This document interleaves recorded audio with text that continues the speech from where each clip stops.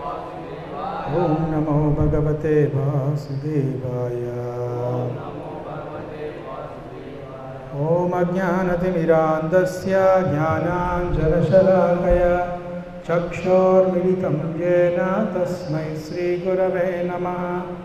श्रीचैतन्यमनोभीष्टं स्थापितं येन भूतले स्वयं रूपकदा मह्यं ददाति स्वपदान्तिकं।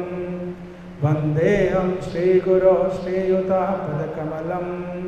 श्रीगुरोर्वैष्णवांश्च श्रीरूपं साग्रजातं सहगणरघुनाथान्वितं तं सजीवं साद्वैतं सावधूतं परिजनसहितं कृष्णचैतन्यदेवं श्रीराधा कृष्णपादां सहगणललिता श्रीविशाखान्वितांश्च।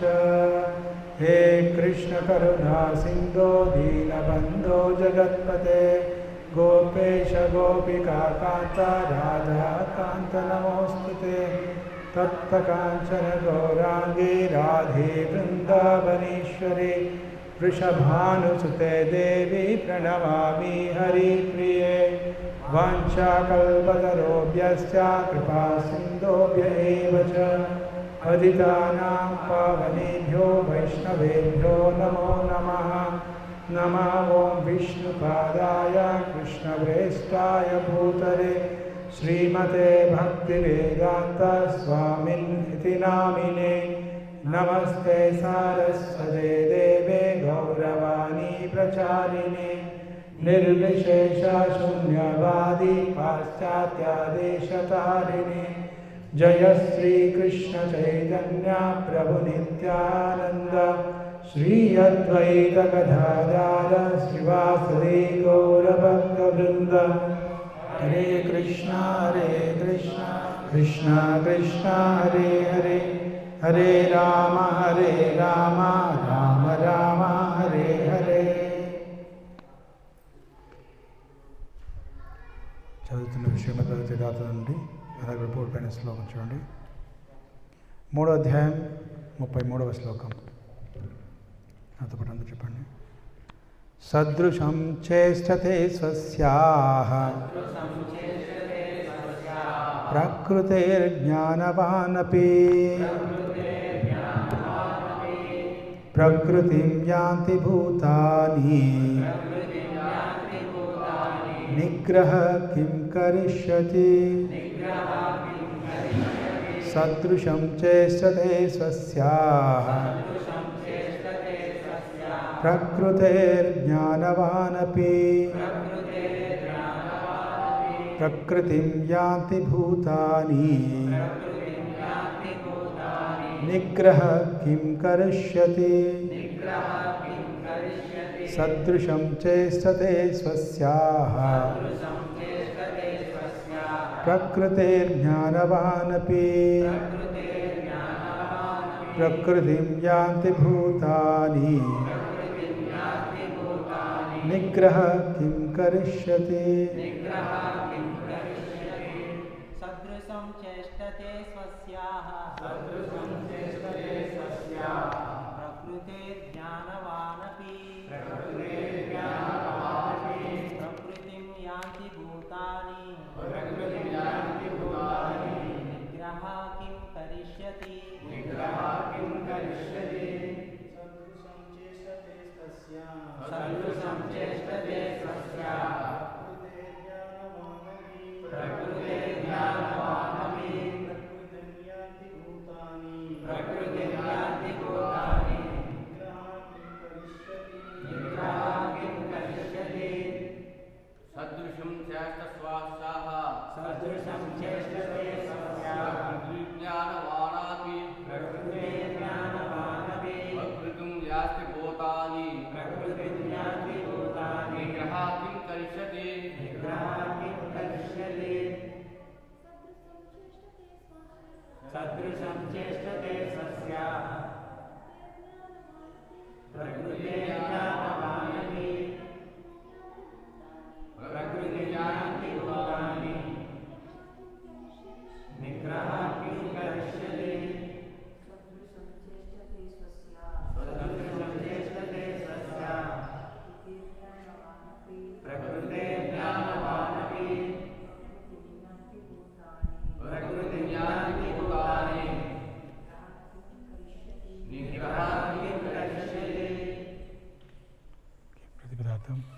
చదువుతారా?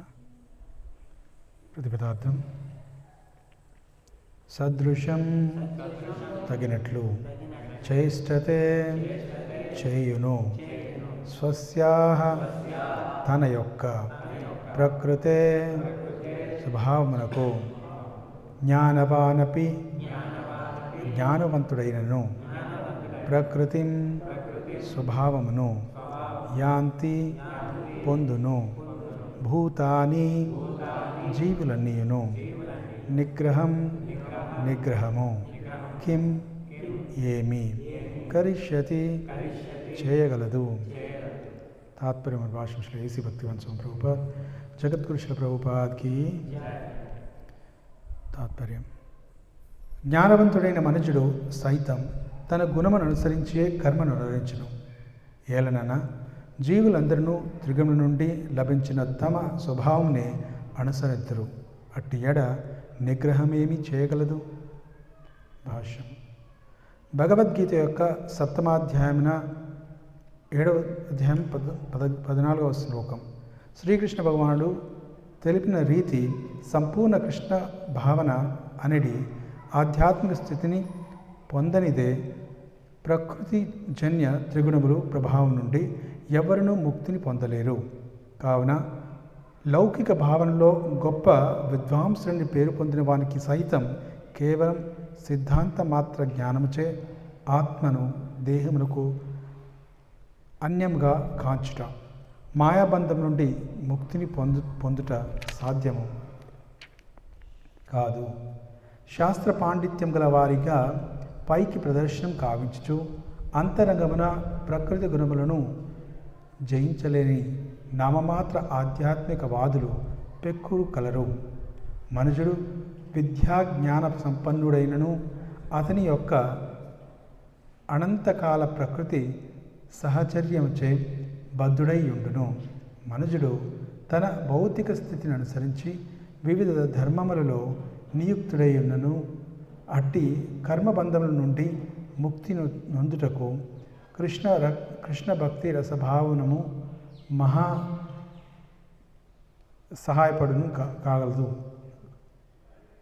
సహాయభూతం కాగలదు. కావున సంపూర్తిగా కృష్ణ భక్తి భావన యందు నిష్ణాతులు కానిసే ఎవరును విద్యుక్త ధర్మములను త్యజింపరాదు. అనగా విద్యుక్త ధర్మములను తొందరపాటుగా త్యజించి నామమాత్ర యోగిగా లేదా కృత్రిమ ఆధ్యాత్మికునిగా అగుటకు ఎవరునూ ప్రయత్నించరాదు. వాస్తవమునకు మనుజుడు తానున్న స్థితి అందే నిలిచియుండి చక్కని శిక్షణలో కృష్ణ భక్తిని పొందుట ఉత్తమమైన మార్గము. తద్వారా అతడు కృష్ణుని యొక్క మాయాబంధం నుండి విడుదలను పొందగలడు.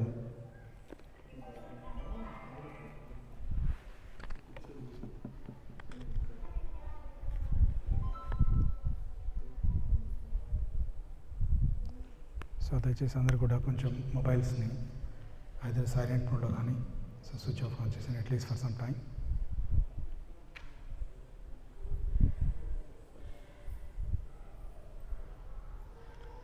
సో ఈ శ్లోకంలో మనకి వర్ణించేది గత వారం మనం చర్చించుకున్నది ఏ రకంగా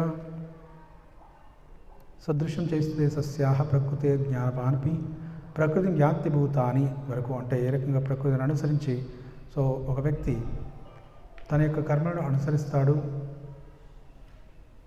తన యొక్క విధులను నిర్వర్తిస్తాడు అని చర్చించుకున్నాం. బట్ ఈసారి ఈరోజు శ్లోకం నిగ్రహ కిం కరిష్యతి.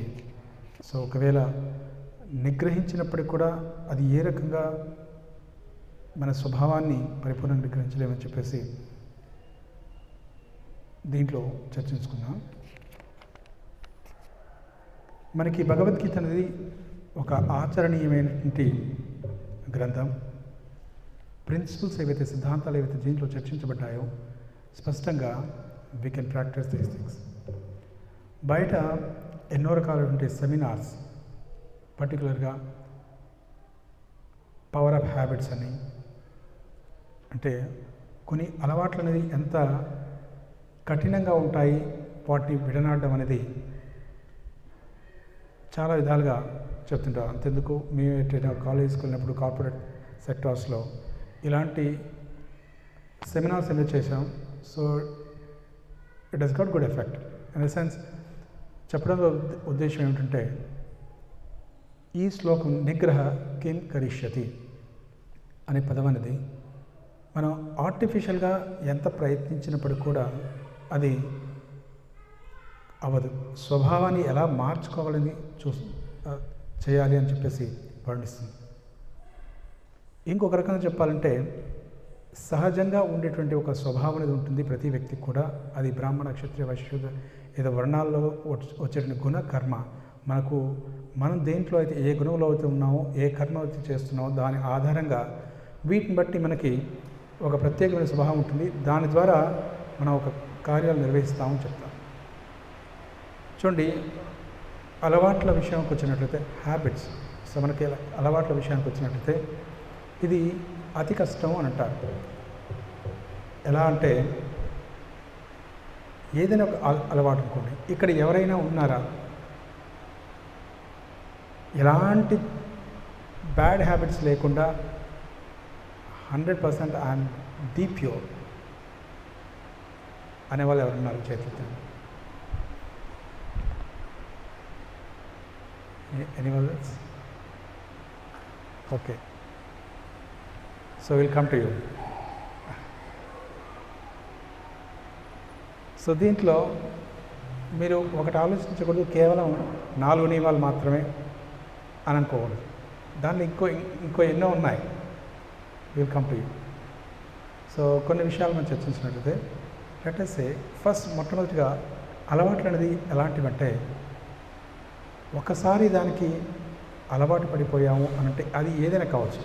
ఒక మంచి అలవాటు అయితే అనుకో, కానీ అదే ఒకవేళ దురదృష్టం కొద్దీ చెడు అలవాట్లు అయిందనుకోండి, వాటిని వదిలించుకోవడం చాలా కష్టం అంటారు. దీనికి ఉదాహరణగా కొన్ని చెప్తారు. ఏమిటంటే, ఒక వ్యక్తి అంతేందుకు అపోలో శాటిలైట్ ఎప్పుడైతే లాంచ్ చేశారో, మనకి గ్రౌండ్ నుండి మనకి స్కై ఆకాశంలోకి వెళ్ళడానికి వాళ్ళు ఎంత కష్టపడాలి అంటే, సహజంగా ఫర్ ఎగ్జాంపుల్ ఇదే స్పేస్ షిప్ని గ్రౌండ్ నుండి పైనకి పంపించాలంటే it is very difficult it seems. ఎందుకంటే నార్మల్గా ఉండే, అంటే స్పేస్లోకి వెళ్ళిపోయిన తర్వాత అక్కడ ఉండే కన్జ్యూమ్ అయ్యే ఫ్యూయల్ ఏదైతే ఉంటుందో, ఇంధనం ఏదైతే ఉంటుందో, దానికంటే గ్రౌండ్ నుండి పైనకి పంపించడానికి, గ్రౌండ్ నుండి ఆఫ్ చేయడానికి, అంటే గ్రావిటేషనల్ ఫోర్స్ నుండి పైకి లేవనెత్తడానికి 3 రెట్లు ఎక్కువ కన్జ్యూమ్ అవుతుందట. ఎందుకంటే ఈ గ్రౌండ్లో ఉన్నటువంటి ఆ స్ట్రెంగ్త్ హోల్డ్ చేసేస్తుంది. గ్రావిటేషనల్ ఫోర్స్ అంటే ఏంటి? మన గురుత్వాకర్షణ అంటే ఏమిటి? దేన్ని పైకి విసిరేసినప్పటికీ, వదిలేసినప్పటికీ అది తిరిగి వెనక్కి వస్తుంది. కాబట్టి దీనికి వ్యతిరేకంగా వెళ్ళాలి అంటే ఖచ్చితంగా దీనికంటే ఒక 3 రెట్లు ఎక్కువ చేస్తే తప్ప అది మనం పైనకి వెళ్దాం. సిమిలర్లీ అలాగే మనకున్నటువంటి ఏదైతే చెడు అలవాట్లు అయితే ఉంటాయో, వీటన్నిటినీ వీటి నుండి బయటపడాలి అంటే దానికంటే 3 రెట్లు ఒక మంచి అలవాటు చేసుకుంటే తప్ప చెడు అలవాట్ల నుండి బయటపడలేదు. చూడండి, చాలామంది సింపుల్ ఎగ్జాంపుల్, ఒక చేప ఉందనుకోండి, చేపకి దానికి ఎర వేసినప్పుడు ఇంకొక ఏదో వానపాము ఏదో పెట్టేసి గాలానికి నీళ్ళలో వదిలేసినప్పుడు చేపకు పాపం తెలియదు. ఏమిటంటే మొట్టమొదటిగా అది దాని సస్టెనెన్స్, అది జీవించడం కోసం ఏదో ఒకటి తినాలి ఆ నీటిలో ఉన్న దాన్ని, కాబట్టి దాన్ని తినేస్తుంది. రెండవది, దానికి ఒకవేళ తినాలి అనుకున్నప్పటికీ దానికి తెలియదు సెకండ్ విషయం. వెరస్ హ్యూమన్ బీయింగ్స్, అదే మానవులను చూసుకోండి. మానవులు ఎప్పుడైతే టొబాకో ఉందనుకోండి, సిగరెట్ తాగుతున్నాడు, గుట్కా తింటున్నాడు, మద్యం సేవిస్తున్నాడు, ఇవన్నీ చేస్తున్నప్పుడు అదేమైనా ఫుడ్ ఐటమా? Is it food item? అది తినే వస్తువా? కాదు కదా, అది లేకపోతే జీవించలేడు అనేటువంటి ఇదేం లేదు కదా. రెండవది, అది స్టాట్యుటరీ వార్నింగ్, అవునా కదా, గవర్నమెంట్ చేత దానిపైన పెద్ద అక్షరాలతో దాన్ని రాస్తారు. ఏంటి స్టాట్యుటరీ వార్నింగ్? ఏంటి statutory warning? Smoking is injurious to health. So ఆరోగ్యానికి హానికరం కలిగిస్తుందని చెప్పేసి దాని అంత పెద్ద లెటర్స్తో రాసినప్పుడు కూడా ఏం చేస్తారు? ఖచ్చితంగా తాగుతారు.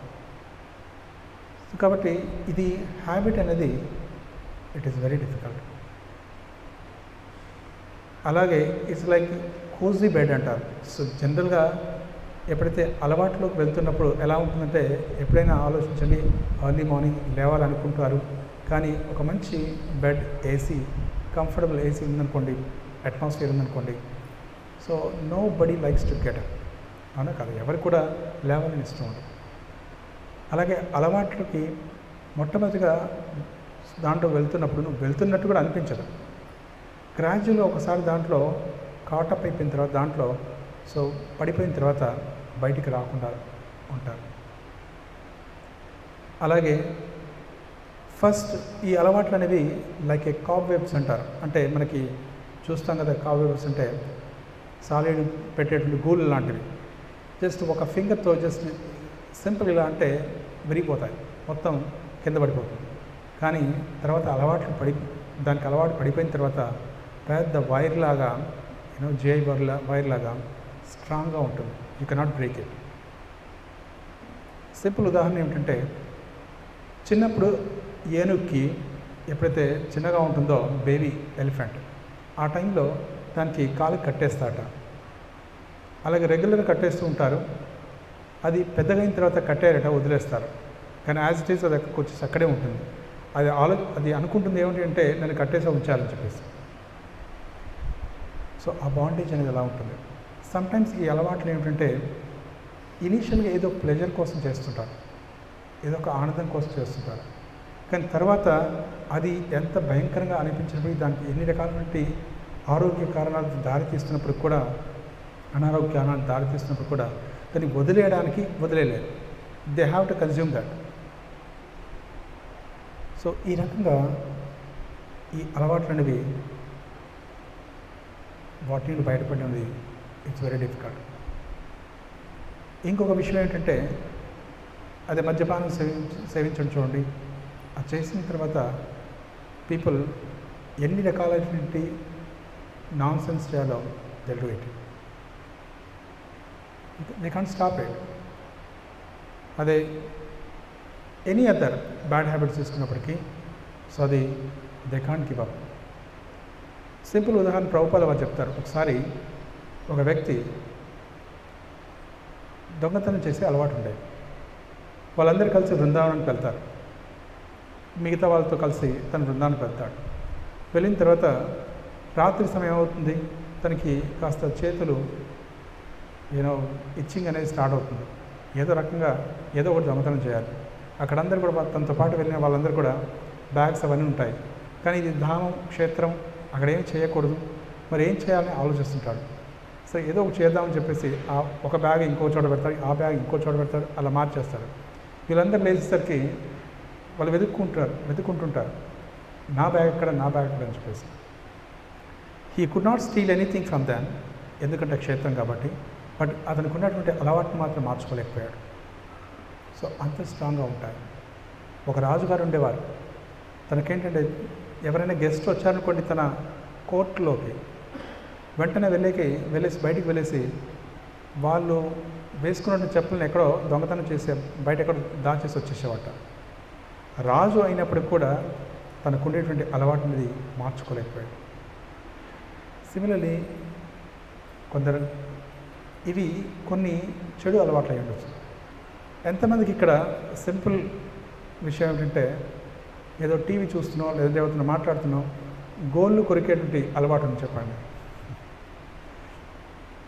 ఉంటుందా ఉండదా? ఇజ్ ఇట్ సో కాబట్టి ఏదో ఒకటి అలాంటిది. కొందరికి బాగా డిస్టర్బ్గా ఉన్నారంటే వెంటనే వెళ్ళేసి వాళ్ళకి అలవాటు ఏంటంటే షాపింగ్ కొంచెం ఎక్కువ ఖరీదు చేసేది. సో తర్వాత బిల్ వచ్చిన తర్వాత తెలుస్తుంది అనుకోండి, స్వైపింగ్ చేస్తూ చేస్తూ. So similarly that's one way. That is also kind of bad habit. దీని I think idiocentric habits or something they say. Sometimes ఎలా ఉంటుందంటే కొందరు language kind of language they use. కొన్ని మాటలు ఎలా మాట్లాడుకుంటారంటే అలా మాట్లాడడం కూడా ఒక రకమైన హ్యాబిట్. ఒకసారి ఒక పంజాబీ తమిళనాడుకు వెళ్ళాడు. అక్కడ తనకి పాపం తమిళ్ తెలియదు. తమిళ్ వాళ్ళు ఖచ్చితంగా వాళ్ళ భాషనే మాట్లాడతారు, హిందీ కూడా మాట్లాడరు. హిందీ అంటే వాళ్ళకి కొంచెం చిరాకు. అక్కడ ఇతను వెళ్ళినప్పుడు ఇతనికి తమిళ్ తెలియదు, వాళ్ళకి హిందీ రాదు. సో వీళ్ళు తమిళ్లో అడుగుతారు, తమిళ్ తెరిమా అంటే ఆ భాషలో వాళ్ళని మీకు తమిళ్ తెలుసా అని చెప్పేసి అడిగారు. అంటే ఇతని కోపం వచ్చేసి అతను అంటాడు, తమిళ్ మేరా మా అయితే సో పంజాబీ ఆప్క బాప్ హై హిందీలో అంటాడు. అంటే అతను అనుకున్నాడు తేరే మా అంటే తమిళ్ అనేది మీ మదరు అన్నట్టుగా తను అర్థం చేసుకున్నాడు. తమిళ్ భాష అనేది మీ యొక్క తల్లి లాంటిది అని తను అర్థం చేసుకున్నాడు. దాని తర్వాత ఒకవేళ తమిళ్ అనేది నా మదర్ అయితే సో పంజాబీ అనేది మీ యొక్క ఫాదర్లే, మీ యొక్క బాబాయ్ అని అంటారు. This is one kind of misunderstanding and other community what you call that is also one kind of bad habit language యూసేజెస్లో. సో ఇవన్నీ కూడా బ్యాడ్ హ్యాబిట్స్ అనేవి ఒక రకంగా కాదు. సో నెంబర్ ఆఫ్ వేస్లో హ్యాబిట్స్ ఉంటాయి. సమ్టైమ్స్ చూడండి, ఫింగర్స్ అనేది కళ్ళలోనో చెవులోనో ముక్కులోనో నో వన్ నోస్ డిఫరెంట్ ప్లేసెస్లో దెర్ బి స్క్రాచింగ్. ఇవన్నీ కూడా it's different kinds of bad habits. It's not that only సింపుల్గా 4 నియమాలు పాటించకపోతే బ్యాడ్ హ్యాబిట్స్ కాదు, నెంబర్ ఆఫ్ బ్యాడ్ హ్యాబిట్స్. ఒక డివోటీ ఉన్నారు, ముంబైలో ఉండేవారు వారు. తనకేమో పూజ చేయాలంటే చాలా ఇష్టం, కానీ అతనికి ఒక బ్యాడ్ హ్యాబిట్ ఉంది, దాన్ని వదులుకోలేకపోతున్నాడు, అసలు వదులుకోలేకపోతున్నాడు.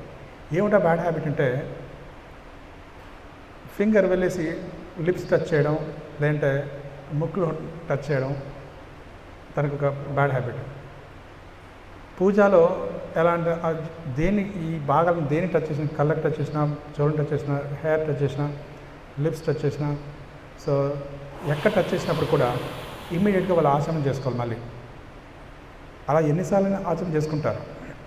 కాబట్టి so it is difficult being a పూజారి, అది చాలా కష్టం. సో అందుకోసం చెప్పేసి అతను పూజ చేయడం మానేస్తాడు, అంటే పూజ రూమ్లో కూడా వెళ్ళలేదు. So in this way number of habits అని ఉంటాయి. మరి వీటన్నిటిని హౌ టు కంట్రోల్ దిస్, దీన్ని ఏ రకంగా మనం నిగ్రహించవచ్చు, కంట్రోల్ చేయొచ్చు అంటే ఫస్ట్ థింగ్ వచ్చేసి ప్రాక్టికాలిటీస్ వచ్చేసి దీన్ని భగవద్గీతలో 2వ అధ్యాయంలో వర్ణిస్తారు. ఏమిటంటే ఎప్పుడైతే ఉన్నతమైన అలవాట్లు ఎప్పుడైతే అలవర్చుకుంటామో అప్పుడే రసవత్యం రసోపియస్యం పరం దృష్టాన్ని వర్తతే అంటారు. ఎప్పుడైతే ఉన్నతమైనటువంటి అలవాట్లని నేర్చుకుంటారో అప్పుడే నీచమైనటువంటి అలవాట్లను వదిలేయచ్చు. అది మొదటి. రెండవది, హ్యాబిట్స్ అనేవి బేసిక్గా ఒకటేసారి ప్రాక్టీస్ చేస్తే వచ్చేవి కాదు. ఫర్ ఎగ్జాంపుల్, నేను ఈ రోజు నుండి నేను వెయిట్ లాస్ అవ్వాలనుకున్నాను అని చెప్పేసి నేను ఈ మంత్లో 10 kgs ఒకే మంత్లో, లేదంటే 1 వీక్లో నేను 10 kgs వెయిట్ తగ్గాలి అని అనుకున్నారనుకోండి, ఇంకెక్కువ తినే అవకాశాలు ఉంటాయి ఆ రెస్ట్రిక్షన్స్లో. Don't do that. కాబట్టి ఒకేసారి చేయాలి అని అనుకోవడం అనేది ఇంకా దానికి అగ్రెసివ్గా ఎక్కువైపోతుంది, అగ్రెసివ్నెస్ అనేది ఎక్కువైపోతుంది. కాబట్టి గ్రాడ్యువల్ స్టెప్స్, ఫర్ ఎగ్జాంపుల్ పైనుండి కిందకి రావాలి అని అనుకుంటే ఒకేసారి వితిన్ నో టైం కిందకి రావాలంటే ఒకటి వచ్చేసి పైన దూకడం, కాలు విరగొట్టకూడదు. రెండోది వచ్చేసి స్టెప్ బై స్టెప్. అందుకే చెప్పేది ఏమిటంటే మైక్రో స్టెప్స్, మ్యాక్రో స్టెప్స్ అని చెప్పేసి. మైక్రో స్టెప్స్ అంటే 1 by 1 స్మాల్ గోల్స్, అంటే లాంగ్ టర్మ్ గోల్ వేరు, షార్ట్ టర్మ్ గోల్స్ వేరు. ఓకే, ఈ రోజుకి నేను ఇంత చేయగలను, దాన్ని అచీవ్ అయిన తర్వాత ఆ కాన్ఫిడెన్స్ అనేది వస్తుంది. Then one can go ahead further. దాని తర్వాత ఇంకాస్త ముందుకెళ్ళచ్చు, ఇంకొన్ని అచీవ్ అవుతుంది. అంతే తప్ప ఒకటేసారి నేను సంవత్సరంలో ఉన్నటువంటిది నేను ఒక నెలలో చేస్తానంటే సో మొత్తానికి మానేసేస్తాను. So it is highly impossible. అందుకే so we have to, for example నేను ఒక 2 మాలలు చేయండి అని చెప్పేసి కొత్త వాళ్ళకి చెప్పాను అనుకో, వాళ్ళు అనుకున్నారు అనుకోండి, లేదండి నేను 2 కాదు నేను 32 చేస్తాను అనుకోండి, it is not possible. So అందుకే this is very important. Take small measures, then when you achieve it ఆటోమేటిక్గా ఇంకొన్ని హైయర్ మెజర్స్ అని తీసుకోవచ్చు. సో ఇలా కొన్ని బేసిక్స్ ఏంటంటే ఎప్పుడైతే హైయర్ టేస్ట్ రావాలి అంటే కూడా, ఫర్ ఎగ్జాంపుల్ భగవంతుడి యొక్క భక్తి, chanting Hare Krishna mantra. So taking the association, kind of association. మనం ఏదైతే బుక్స్ చదువుతామో so will be taking the association. For example కొందరు అనుకుంటుండొచ్చు, నాకు ఎవరంటే పడదండి. మీకు రీసెంట్గా ఒక హైదరాబాద్కి వెళ్ళినప్పుడు ఒక ఎల్డర్లీ లేడీ చెప్తుంది, నాకు బయట ఎందుకో ఎవరికి వెళ్ళినా ఎవరితో ఏదో మాట్లాడతాను, వెంటనే వాళ్ళు ఏదో అంటారు, నేను ఏదో అంటాను, ఏదో పెద్ద గొడవ కిందగా మారిపోతుంది. కాబట్టి నేను ఒక్కనే ఉంటున్నాను. ఎవరైనా డోర్ కొట్టారని నాకు భయం వేస్తుంది, ఎవరు వస్తారో మరి ఏం చెప్తారో, అది ఏం గొడవగా మారిపోతుందో అని చెప్పేసి భయం వేస్తుంది. That day no one knocks my door, I feel so happy అంటుంది ఆవిడ. అంటే మరి నిజంగా అలా ఉండగలరా? Is it possible? ఒకవేళ ఎవరి సాంగత్యం చెడు సాంగత్యం తీసుకోవద్దు, కానీ పాజిటివ్ సాంగత్యం అనేది తీసుకోవాలి. కానీ ఒకవేళ అది తీసుకోవాలనుకోండి, they will be taking their own mind association. వాళ్ళ మనసు యొక్క సాంగత్యం తీసుకుంటుంటారు, మైండ్ ఏం చెప్తే చేస్తుంటారు. కాబట్టి దట్స్ నాట్ కరెక్ట్. కలియుగంలో 2 విషయాలు, ఒకటి వచ్చేసి హిపోక్రసీ, రెండోది వచ్చేసి క్వారల్. ఏంటది? ఒకటి వచ్చేసి కపటత్వం, రెండోది వచ్చేసి ఏంటది? క్వారల్, గొడవలు పెట్టుకోవడం. 2-3 ఉన్నారనుకోండి, ఖచ్చితంగా గొడవ అయిపోతుంది ఏదో ఒక విషయంలో. అవునా కదా? ఇప్పుడు ఫ్యామిలీలో అవుతాయా లేదా? Yes are no? ఓకే, ఏమంటారు మీరు? ఆఫీస్లో అవుతాయా లేదా? Yes are no? సేల్ అవ్వలేదు. ఏమంటారు? మీదకి ఏం అవ్వట్లేదు అనుకుంటాను ఖచ్చితంగా. నిజంగా చాలా ప్రశాంతంగా ఉంటారు ఇంట్లో. ఎవరు ఏమన్నారని ఏమంటారు? They are like Paramahamsas. ప్రతి ఒక్కరి కొడికి ప్రభుపాద్ అంటారు, 2 ఉంటే చాలు, గొడవలు ఎనఫ్ గొడవలు అవుతాయి. సో ఎక్కువ ఉండాల్సిన అక్కర్లేదు. ఇంతకుముందు జాయింట్ ఫ్యామిలీస్ ఉండేవారు.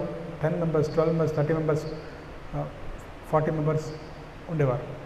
అయినా మేము మాయాపూర్లో మా హెడ్ క్వార్టర్స్లో మేము స్టడీ చేసేటప్పుడు, భగవద్గీత స్టడీ చేసేటప్పుడు, సో ఒక ఆఫ్రికన్ ఉండేవారు, ఒక బ్రహ్మచారి తను. సో తను చెప్తాడు, వాళ్ళ ఫాదర్కి 6 members వైఫ్స్. ఎంతమంది? 6. ఆఫ్రికన్ 6 members మొత్తం సంతానం వచ్చేసి వాళ్ళ ఫ్యామిలీ వచ్చేసి 40 members. సో ఒక్కొక్కరికి యూ కెన్ డివైడ్ 40 members అంటే వాళ్ళు మొత్తం వచ్చేసి. అయినప్పటికీ ఇతను ఎప్పుడైతే టెంపుల్లో జాయిన్ అయ్యాడో వాళ్ళు అంటారట, నువ్వు ఎందుకు అలా జాయిన్ అయిపోయావు అని చెప్పేసి మందలిస్తుంటుంది, ఇంకా ఒకరు తక్కువైపోయినట్టుగా. అయినప్పటికీ there will some kind of issues. ఈ రకంగా అలా ఉన్నప్పటికి కూడా ఓల్డ్ పీపుల్ ఇష్యూస్ అనేది తక్కువ ఉండేది ఓల్డెన్ డేస్లో. కానీ ఇప్పుడు జాయింట్ ఫ్యామిలీస్ పోయాయి. అయినప్పటికీ ఓన్లీ 1 ఫ్యామిలీ, సింగిల్ ఫ్యామిలీ ఉంటారు, wife and husband. So children ఉంటారు. Otherwise even without children also wife and husband they will be quarreling like anything. వాళ్ళతో గొడవ పెట్టుకుంటుంటారు. Is it correct or not? Don't think అది ఆశ్రమాల్లో ఉండదని అనుకోకండి, అటు be there in ashrams. So మూడోది, ఫస్ట్ వచ్చేసి క్వారల్స్, గొడవలు పెట్టుకోవడం. రెండవది వచ్చేసి ఒకవేళ లేదనుకోండి, ఎవ్వరూ లేరు ఒక్కరే ఉన్నారనుకోండి, హిపోక్రసీ, కపటత్వం. అంటే సో ఏదో ఒకటి, సో కపటం అనేది no transparency. In this way something will be there in Kaliyuga. అందుకే better to take good association. So ఈ రకంగా ఒక మంచి సాంగత్యం చేసినట్లయితే ఆటోమేటిక్గా చెడు సాంగత్యం నుండి దూరం అయిపోతారు. సో అన్ఫార్చునేట్లీ ఏమిటంటే, సో మ్యాక్సిమం టైం అనేది సో మీడియాతో చేస్తున్నట్లయితే than it is difficult to control. So మీడియాలో కూడా నిజానికి కొంత మంచిది ఉంది, కానీ మ్యాక్సిమం దేని వైపు అట్రాక్ట్ అవుతుంటారంటే చెడు వైపు అట్రాక్ట్ అవుతుంది. ఉదాహరణకు ఒక టీవీ ఆన్ చేస్తారనుకోండి, దాంట్లో ఏదో ఒక ఛానల్ 1 or 2 ఛానల్స్, ఒక 10 ఛానల్స్ ఒక మంచివి ఉన్నాయనుకోండి, ఎన్ని ఛానల్స్ ఉంటే చెప్పండి, ప్రజెంట్ ఎన్ని ఛానల్స్ ఉన్నాయి? What is the total number of channels?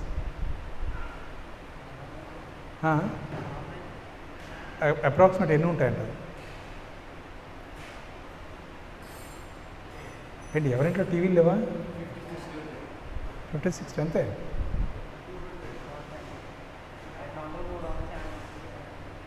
నేను విన్నది ఏమిటంటే ఒక 500 ఉన్నాయన్నారు. ఇది ఎప్పుడు నేను ఒక 5-6 years బ్యాక్, మరి ఇప్పుడు ఎన్ని అయ్యాయో తెలియదు. సో ఇది ఒక 500 ఉంటాయన్నారు. కాబట్టి ఇన్ని 500స్లో ఎన్ని స్పిరిచువల్ ఆర్గనైజేషన్స్ ఇవి ఉంటాయి.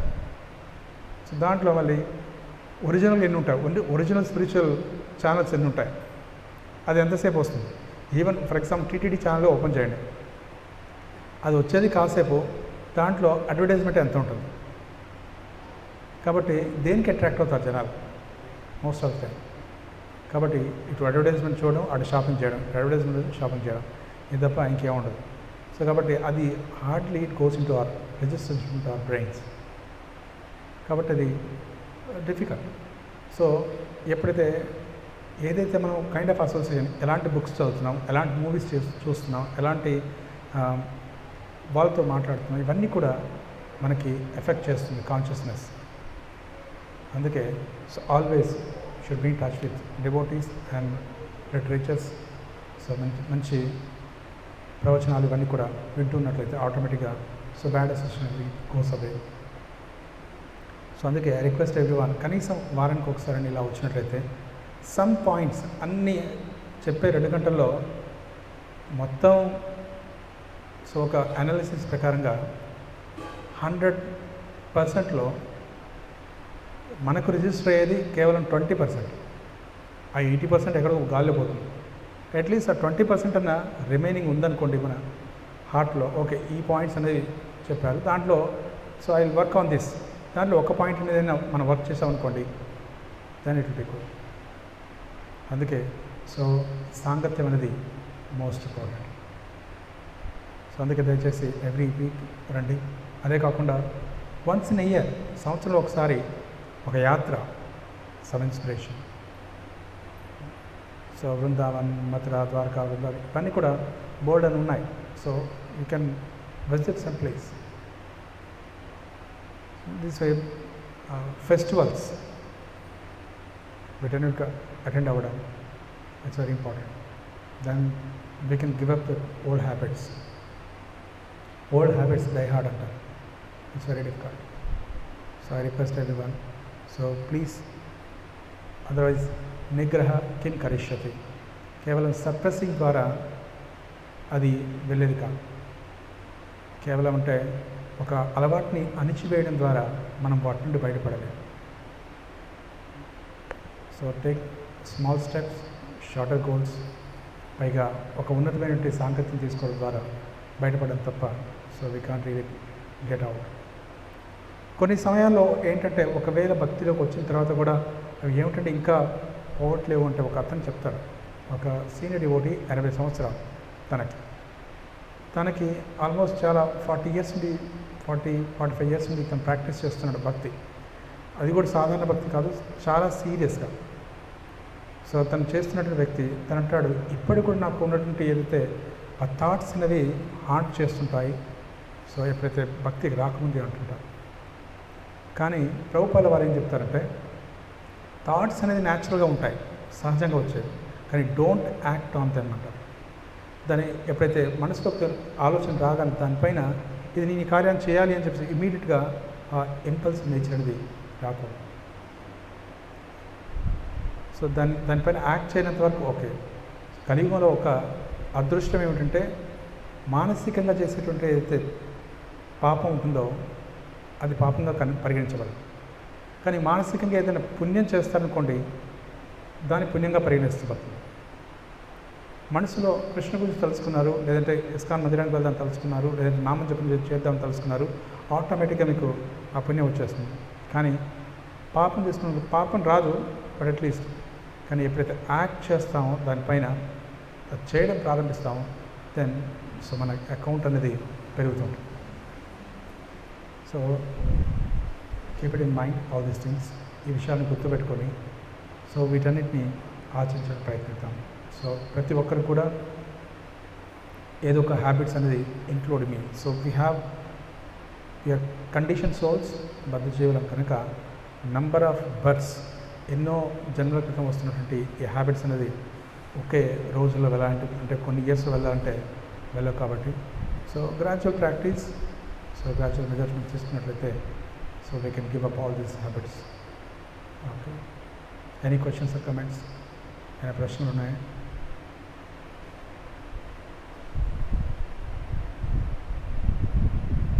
చెప్పండి.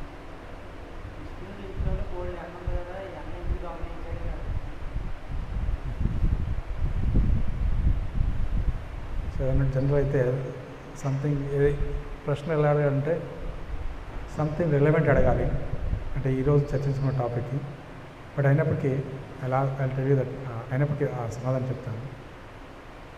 సో నిజానికి కృష్ణుడికి వెన్నలేక కాదు. సో దొంగతనం ఎందుకు చేశారంటే, ఎప్పుడైతే గోపికలందరూ కూడా బృందావనంలో ఉన్న గోపికలందరూ కూడా ప్రతి ఒక్కరూ వెన్న తీసేది కేవలం కృష్ణుడు వచ్చి దాన్ని దొంగతనం చేస్తాడనే ఉద్దేశంతో వాళ్ళు వెన్న తీస్తున్నారట. ఇది ఆచార్యులు వర్ణించారు. కాబట్టి కృష్ణుడు పరమాత్మ రూపంలో వాళ్ళ హృదయంలో ఉండి సో వాళ్ళు ఏదనుకుంటున్నారో ఆ కోరికని ఖచ్చితంగా నెరవేరుస్తారు.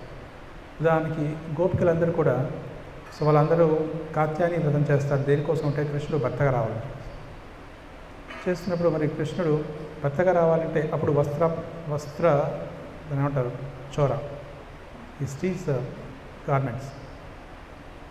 ఇన్ దిస్ వే కృష్ణుడు ఎప్పుడైతే ఒకరి కోరికల్ని పరమాత్మ రూపంలో ఉండి వాళ్ళని అర్థం చేసుకుని దాని ద్వారా తీర్చడానికి ప్రయత్నిస్తుంటారు. అంతే తప్ప అతనికి వెన్న లేక కాదు. దానికి విష్ణు రూపంలో పాల సముద్రంలోనే పడుకున్నాడు, శయనిస్తున్నారు. అలాంటప్పుడు మరి వెనక్కి ఏమైనా తక్కువ ఉంటారా? తర్వాత కృష్ణుడు ఇంట్లోనే 9 లక్షల గోవులు, ఈవెన్ నార్మల్గా చూసుకున్నప్పుడు కూడా. సో అయినప్పుడు కూడా అతను చేస్తున్నా అంటే సో రెండవది వచ్చేసి కృష్ణుడు చేసేది అన్ని ఒక వల్లభాచార్య తను చౌరాస్తికం అని చెప్పేసి రాస్తారు. ఎంత గొప్ప దొంగ అంటే కృష్ణుడు అన్నీ చోరీ చేస్తుంటారు. హృదయస్య పాపహరణం. సో హృదయంలో ఉండే పాపాలన్నింటినీ కూడా చోరుడు అది చౌర్యం చేస్తూ ఉంటాడు అంటారు. కాబట్టి దానికోసం మనలో హృదయంలో ఉన్నటువంటి ఏదైతే పాపం ఉంటో వాటన్నిటిని కూడా హరించి వేస్తుంటారు అంటారు. అందుకోసం చెప్పేసి సో ఒకటి మనం అనుకున్నటువంటి ఏదైతే సేవ చేయాలనుకుంటామో ఆ సేవని ఫుల్ఫిల్ చేయడం కోసం, నెరవేర్చడం కోసం చేస్తారు. తనకేది తక్కువ ఉండి కాదు. ఓకే,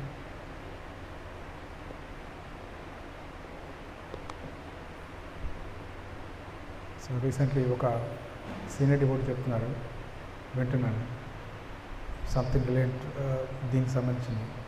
కృష్ణుడు అంటాట బలరాముని, బలరాం ఎంత అదృష్టవంతుడు, ఎందుకంటే మీ యొక్క రూపం అనేది తెలుపు రంగులో ఉంది, వెన్న అంటించినప్పుడు కూడా కనిపించట్లేదు. నా దురదృష్టం ఏంటంటే నేను నలుపు రంగులో ఉన్న వెన్న అంటిస్తే క్లియర్గా కనిపిస్తుంది, నన్ను పట్టుకుంటూ పోతున్నారు వాళ్ళందరూ కూడా అంటారట బృందావనంలో. కాబట్టి సో ఈ యొక్క చైతన్య మహాప్రభు అవతారంలో నేను అదే రంగులో వస్తాను, వర్ణంలో వస్తాను అని చెప్పేసి తెలుపు వర్ణంలో వస్తాను, బంగారు ఛాయలో వస్తాను, గౌరవర్ణం. Thank you very much, thank you very much. Hare Krishna.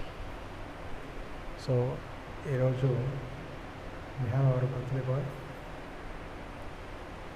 మన భద్రం ప్రభు యొక్క పుట్టినరోజు. సో వారి యొక్క ఇంకా భక్తిలో అభివృద్ధి అవ్వాలని చెప్పేసి, సాధన అవన్నీ కూడా సరిగ్గా చేయాలి, సేవ బాగా చేయాలని చెప్పేసి అందరూ ప్రార్థిస్తూ ఒకసారి గట్టిగా సో హరే కృష్ణ మనం చెప్తాం. హరే కృష్ణ హరే కృష్ణ కృష్ణ కృష్ణ హరే హరే, హరే రామ హరే రామ రామ రామ హరే హరే. ఈరోజు ప్రశాంత్ స్పాన్సర్ పడుతుంది. So you can pray for it. Thank you very much. Hare Krishna. Shrimad Bhagavad Gita की अंदरा श्री कृष्ण भगवान की ताई गौर